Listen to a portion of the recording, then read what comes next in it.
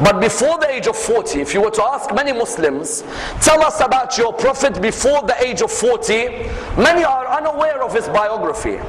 You notice that before the age of 40, when Abu Talib was bringing up, Abu Talib, the Prophet would latch onto him everywhere. To the extent that Abu Talib himself narrates, one day I was about to leave for Syria on a commercial expedition. The young Muhammad was only 12, he latched onto me as I was leaving. When he latched onto me, it hurt me that this my nephew is an orphan.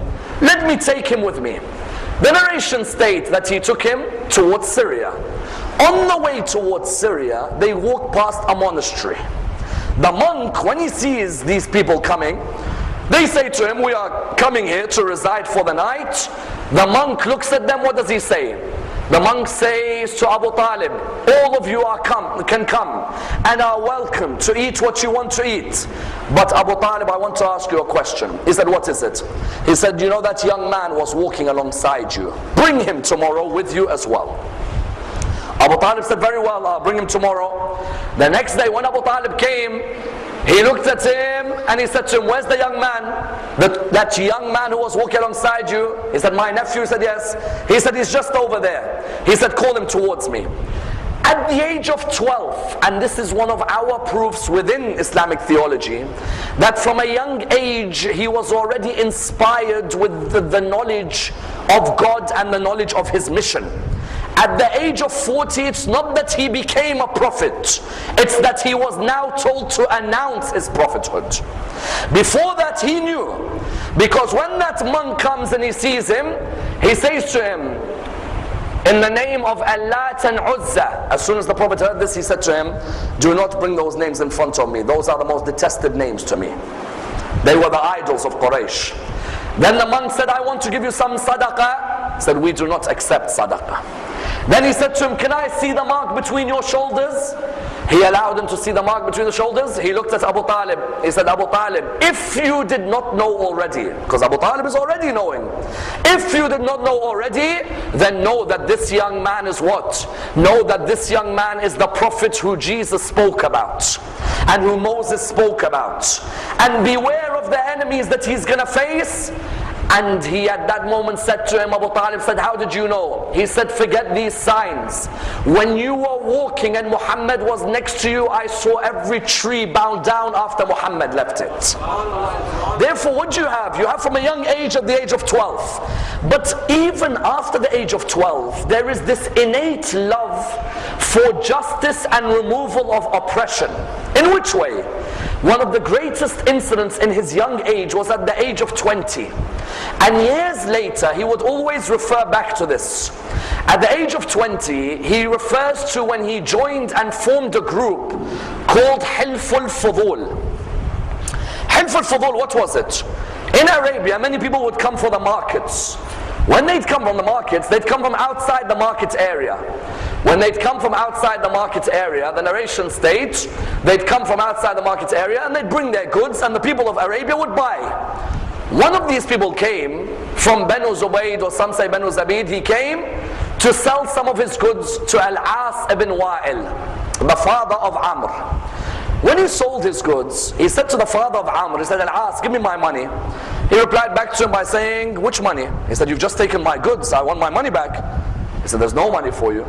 And you're a stranger in our land, you're not going to get your money back. And I'm one of the aristocrats of Arabia, so you might as well forget about it. This person, what did he do? He was so enraged, he went on one of the mountains in Arabia and he said, O people of Arabia, I have come as a stranger to your land, and I have been involved in a business transaction, and none of you have sought to help me when this man has taken my rights. At least one of you speak up. A 20-year-old called Muhammad speaks up for him. He gets up and he says, it is unjust for us to be like this with a person who is a guest in our location. And secondly, in a business transaction, how can we be unjust when the goods have been sold? Let us form a league which looks after the rights of business employees, and let us form a league which protects transactions within the Arabian state. How old was he? Remember, he wasn't old, he was 20. There is still no announcement of his prophethood.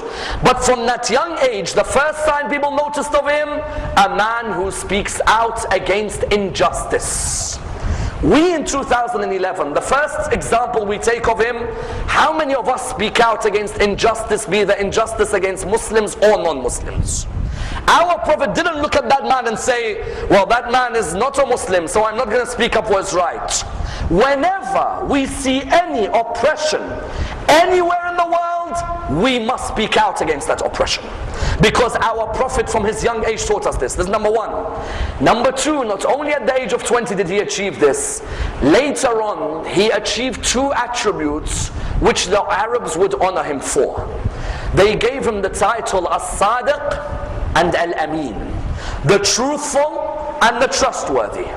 Notice that the Arabs didn't know he was a prophet, nor did they receive any book from him, but they were concerned with his ethics as a human being.